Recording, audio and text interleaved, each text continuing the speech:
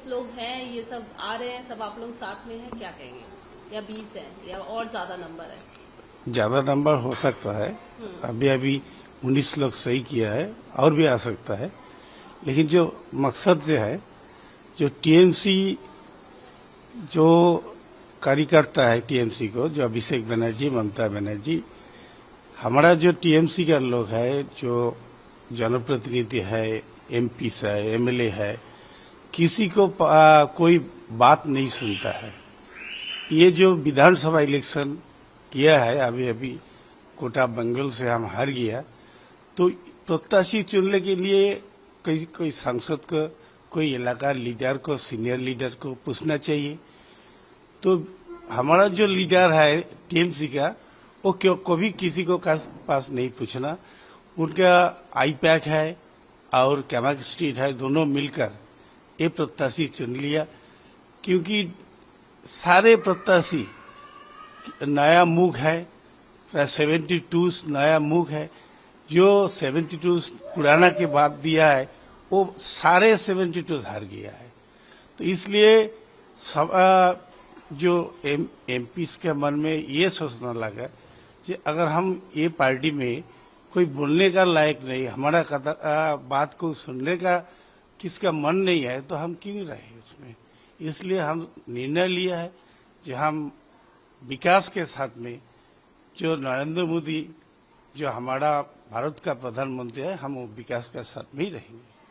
दादा, आप कह रहे हैं कि जो 72 जब उन लोगों ने कैंडिडेट दिया तो नए कैंडिडेट्स पुराने लोगों को हटा दिया, तो क्या डिस्कशन बिल्कुल भी नहीं होता? नहीं, एकदम नहीं है। हम जानते ही नहीं है कौन कौन प्रत्याशी होता है। हमारा जिला में कम, हम तो एमपी है, हमारा 7 एमएलए हमारा अंदर है, तो एक भी बात हमको नहीं पूछा जो किसको प्रत्याशी करना, किसको नहीं करना, ये बात है।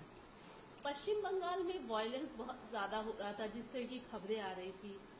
आप लोग एमपी थे, अब तो एमपी है वहां पर, लेकिन आप लोगों ने कभी आवाज उठाई नहीं या इस बात को दीदी के सामने नहीं रखा कि समस्याएं हो रही हैं, या इस पे कौन बात सुना? दीदी, अभिषेक, वो भी घर से निकलने नहीं पड़ता है। अभी अभिषेक ज्यादा है, उसमें डीम फेंकता है कि कितना सारे लोग जो भी घर से निकलता है उसका घेराव करता है, पब्लिक को नारा, गंदा नारा लगाते हैं। तो इसलिए कौन आवाज उठाएगा? जो हमारा जो टॉप लीडर है उसके सिक्योरिटी नहीं है, तो हमको कोई सिक्योरिटी मिलेगा? नहीं, मतलब मेरा ये कहने का मतलब है, जो इसके पहले भी पश्चिम बंगाल में जिस तरीके की हिंसा या तमाम, जब आप लोगों की सरकार थी तब आप लोगों ने ये बात दीदी को नहीं कहा, तब आप लोगों ने नहीं सोचा कि पार्टी छोड़ देना चाहिए, हमें हमारी आवाज नहीं सुनी जा रही है या जनता का हित नहीं हो रहा है? हम 2019 में आवाज उठाया एवं हम बड़ा मीटिंग से बोला, लेकिन ये बात तो सुनते नहीं है।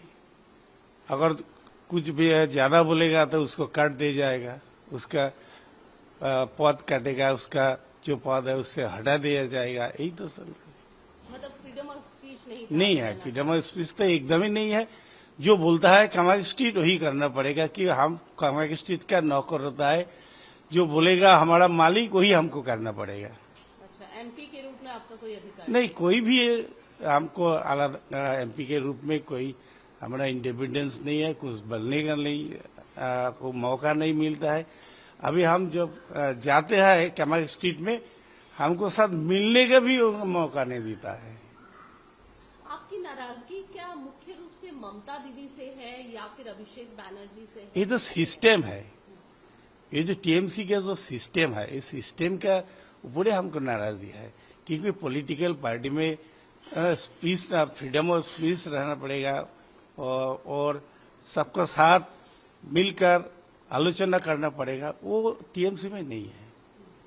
कल्याण बनर्जी ने कल एक बयान दिया, उन्होंने भी नाराजगी जाहिर की कि मैं अभिषेक के साथ नहीं रह सकता, बहुत ही एरोगेंट है। हाँ। और दीदी मेरी लीडर है। मतलब कल्याण बनर्जी जो हमेशा साथ दे रहे हैं, आप लोग तो पहले ही सिग्नेचर कर चुके, अलग हो चुके हैं, लेकिन कल्याण बनर्जी जो हमेशा साथ देने की बात कर रहे थे, अब उन्होंने भी आवाज उठा दी है। आप उनके इस स्टेटमेंट को कैसे देखते हैं? उन्होंने बाकायदा बताया कि अभिषेक बहुत ही ज्यादा एरोगेंट है, हाँ। बिल्कुल बात नहीं सुनता है। लेकिन एक तो उनका उम्र बहुत कम है, बहुत सीनियर जो लीडर है उसको अभी से कोई सुनता नहीं है उसका बात। बहुत सीनियर लीडर उनका ममता दीदी का साथ जो राजनीति करता है वो लीडर को बात नहीं सुनता, उसका सम्मान भी नहीं करता है। वो सोचता है जो वो बड़ा लीडर है, वो सबको उनका ही बात सुनेगा, वो जो बोलेगा वही करना पड़ेगा। दादा, अब जो परिस्थिति है, आप लोगों ने सिग्नेचर कर दिया है, आप लोग ये कह रहे हैं कि नरेंद्र मोदी जी की विचारधारा से हम प्रभावित हैं, वो हमारे प्रधानमंत्री हैं, उनके साथ। तो क्या आप लोग एनडीए में एक साथ होने की बात कर रहे हैं? किस तरीके से आप लोग एक होंगे? क्या है आप लोगों का अगला? देखिए, पहले तो हम चुना है डेवलपमेंट के लिए। जो हमारा क्षेत्र है उसमें 7 विधानसभा है, लोग हमको चुना है इलाका का डेवलपमेंट लिए। अगर हम डेवलपमेंट चाहेगो, हम जो इलाका का जो आबादी है उसका बारे में सोचता है, तो हमको जो डेवलपमेंट जिधर होता है उसके पास जाना होगा। अभी तो टीएमसी का नई स्टेट गवर्नमेंट भी नहीं है, सेंट्रल गवर्नमेंट भी नहीं है, और जो डेवलपमेंट होना है वो स्टेट गवर्नमेंट सेंट्रल गवर्नमेंट दोनों मिलकर होता है। तो अगर स्टेट गवर्नमेंट सेंट्रल गवर्नमेंट के साथ हम रहे कि सपोर्ट दे, तो इलाका का डेवलपमेंट थोड़ा तो हम करना पाएंगे। इसलिए हम सोचा कि हम एनडी के साथ जुड़ जाएंगे। तो आप लोगों की कई लगातार मीटिंग हुई, भूपेंद्र यादव जी के साथ भी मीटिंग हुई है, और आप लोग कई बार बैठे, शुभेंदु अधिकारी भी आए थे, उनसे भी मुलाकात हुई। आप लोगों ने इस बात को रखा अपने? हाँ, बिल्कुल रखा। हम डेवलपमेंट के लिए बात रखा, उनके वादा किया है कि आप आइए, सब मिलकर हमारा जो क्षेत्र है वो डेवलपमेंट करेंगे। जो प्रपोजल हम देगा वो प्रपोजल वो जरूर से करेगा उस प्रपोजल को। तो कोई आश्वासन मिला है आप लोगों ने जो हाँ, एनडीए मिला के है। साथ जाने का वो किया है, उन लोगों की तरफ से कोई आश्वासन? हाँ, कोई मतलब assurance बिल्कुल मिला है? बिल्कुल मिला है। क्या बोला है उन्होंने? जो हमारा जो डिमांड है वो डिमांड पूरा करेगा। आप लोगों की डिमांड को पूरा करेंगे। अच्छा, ये बताइए, एक सवाल ये भी है कि अब होगा असली टीएमसी, नकली टीएमसी, बिकॉज लीडर तो ममता बनर्जी है, फिर सिंबल को लेकर इशू आएंगे, क्या किस तरीके से आप लोग इस? वो देखा जाएगा। और जो कानून है, कानूनी जो तरीका है उसमें हम जो लीडर हमारा जो एमपीस है 2/3 मेजोरिटी के लिए हम आ रहे हैं, तो हमारा जो गोट है वो असली टीएमसी का है, क्योंकि जिसका ज्यादा संख्यक एमपीस रहता है वो असली होता है, जिसका पास कम होता है। क्योंकि ये 2/3 मेजोरिटी का प्रश्न है, क्वेश्चन है। जिसका पास 2/3 मेजोरिटी होगा वही अगर डिमांड करेगा कि हम असली टीएमसी है, तो स्पीकर को उसका ही साथ देना पड़ेगा। तो कब तक आप लोगों की स्पीकर को आप लोगों ने लेटर तो लिख दिया है? जल्दी तो होगा। कब तक ये सारी एक 2 हफ्ता में हो जाएगा। आप लोगों की लीडर कौन है? काकुली दी? काकुली दी के पहले हमारा लीडर था जो गुट में टीएमसी का, और शताब्दी राय डिप्टी लीडर था, वही है। अच्छा, वही प्रोसेस चल रहा है। हाँ। शायनी घोष और इन सब का भी नाम आया, वो सब भी आप लोगों के साथ ही है? हाँ, वो तो आया है, सिग्नेचर किया है। अच्छा, ये सिग्नेचर तो आया है, बातचीत किया है, सिग्नेचर भी कर लिया है। शत्रुघ्न सिन्हा जी का भी नाम आ रहा था, हालांकि उन्होंने तो मना किया हुआ है, वो नहीं है। अगर देखा जाएगा अभी जो जितना दिन और आएगा, अभी कुछ न कुछ काल जो हम कल्याण बनर्जी के बारे में देखा है, सोचा है, वो अभिषेक के बारे में जो नाराजी वो लगाया, और 2-4 एमपी ऐसा होता है कि सुदीप बनर्जी होता है और शोक राय होता है, कोई न कोई तो नाराजी सबको मन में होता है, लेकिन आने के लिए वो जो चाहता है मन इधर क्या करेगा वो डिसीजन अभी तक नहीं लेना पड़ेगा। मतलब आप कह रहे हैं कि डिसीजन मेकिंग अभी नहीं हो पा रहा है, इसलिए मन तो है लेकिन वो एग्जैक्ट नहीं समझ पा रहे कि अभी क्या करे, क्या करे, ये परिस्थिति है। बोलने को किसी को भी मौका नहीं दिया जाता, ये आपका मानना है? हाँ, ये बिल्कुल। एक खबर है कि ममता बनर्जी सोनिया गांधी से मिली, और ये कहा जा रहा है कि शायद अब उनका मर्जर होगा, जो पुरानी एक व्यवस्था थी वही फिर दोबारा दोहराई जाएगी। आपको लगता है? ये मुझे मालूम नहीं है, ये मालूम नहीं है।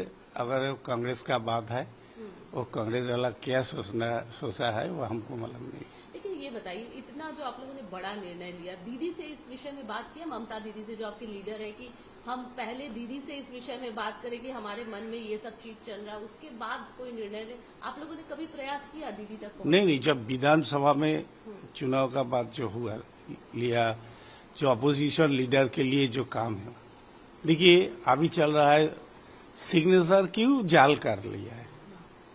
जो उपस्थित नहीं होना है उसका सिग्नेचर करने का कोई जरूरत है।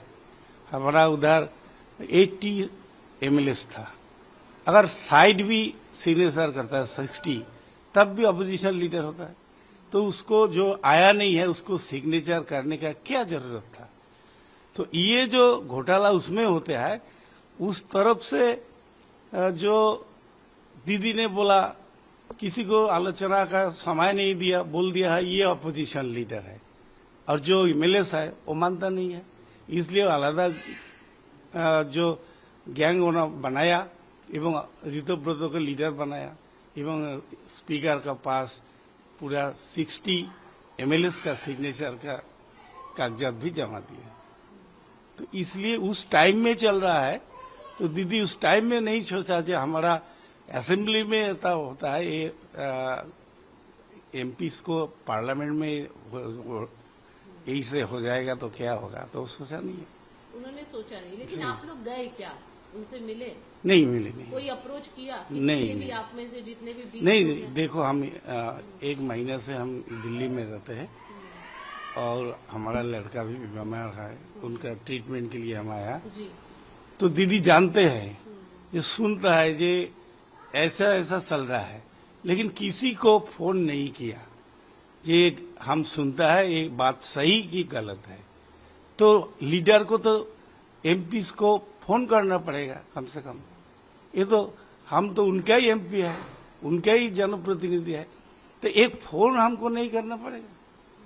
ये क्या दिक्कत है फोन करने के? क्योंकि हमको पूछ सकता है कि हम सुनता है ये सही की गलत है, तो हम बोलेगा दीदी यही सा ऐसा बात है।